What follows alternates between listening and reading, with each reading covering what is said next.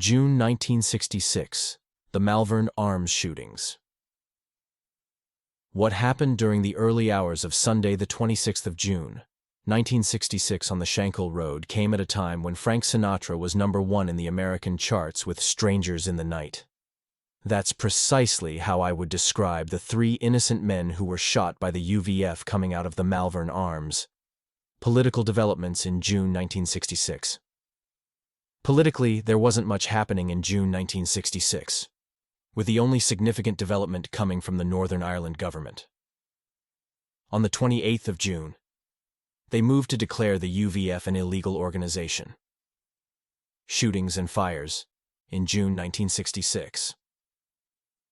11th of June, the UVF fired several shots at the home of a Catholic man in Eden, near Carrickfergus, County Antrim. 25th of June, the UVF tried to kill a well-known Republican in the Falls area of Belfast.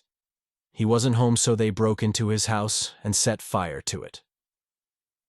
26th of June, the UVF shot 3 Catholic civilians as they left a pub on Malvern Street, Belfast. One of them was killed. The night began with Peter Ward and 3 other young barmen finishing work at Belfast's International Hotel and doing what young men do. They went looking for somewhere they could get a drink at that time of night. They ended up in the Malvern Arms on the Shankill Road, but little did they know what was coming their way a few hours later. As Peter left the pub via a side door, it's said that he was confronted by the UVF gunman who asked where he worked. When Peter informed them that he worked at the International Hotel, that was the green light the gunmen were looking for. Within the Loyalist paramilitary group, it had long been perceived that the hotel's employees were Catholics.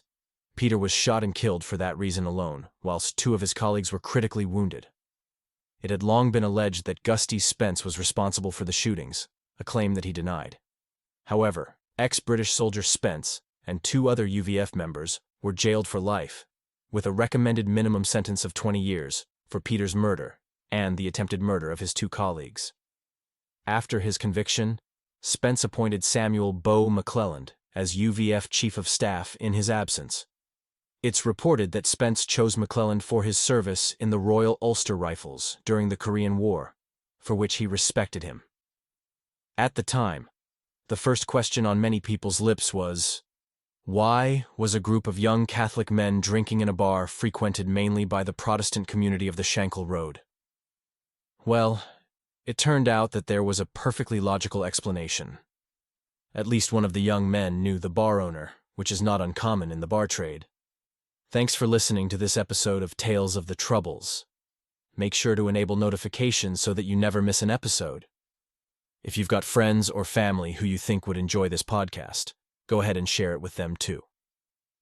Stay tuned for the next episode when we cover July 1966.